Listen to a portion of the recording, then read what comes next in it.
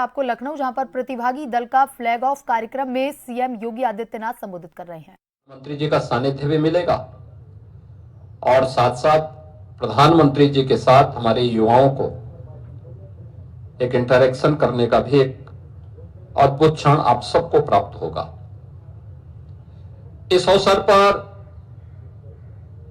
जब हम लोग राष्ट्रीय युवा उत्सव के लिए इस प्रतिभागी टीम को यहां से रवाना कर रहे हैं, तो 3 प्रकार के आयोजन में आपको भागीदार बनना है। एक, प्रधानमंत्री मोदी जी ने देश के सामने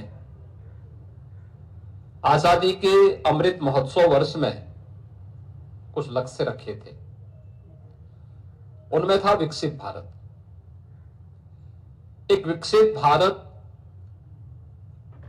के लिए युवाओं की ऊर्जा कैसे सहायक हो सकती है और युवा ऊर्जा का उसमें क्या योगदान हो सकता है, क्योंकि आज आप युवा हैं।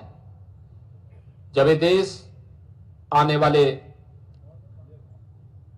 22-23 वर्षों में अपनी शताब्दी वर्ष मना रहा होगा, उस समय आप भी अपने जीवन के युवा अवस्था को पार करके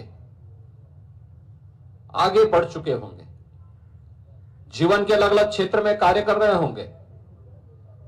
उन स्थितियों में उस समय का भारत कैसा चाहिए, उस भारत के निर्माण की कार्य योजना जो आज देश के अंदर तैयार हो रही है, उस कार्य योजना में कौन कौन से ऐसे महत्वपूर्ण पहलू होंगे जिनको हम आगे बढ़ा करके लेके चल सकते हैं।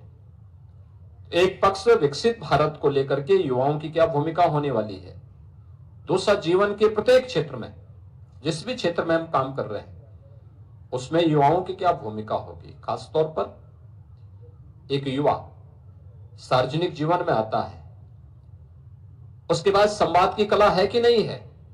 एक राजनेता वही सफल हो सकता है जिसमें संवाद की कला हो।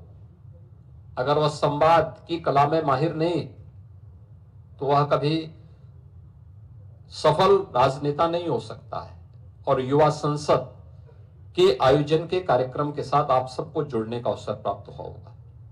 हम लोग बहुत बार कहते हैं इस बात को कि परंपरागत छात्र संघ के चुनाव की बजाय हमें अपने विश्वविद्यालयों में, महाविद्यालयों में युवा संसद को प्रमोट करना चाहिए, जिससे एक नई पीढ़ी को हम वहां से आगे बढ़ा सकें। लीडरशिप का गुण क्या होना चाहिए, उसकी समाज के प्रति और अंतिम पायदान पर बैठे हुए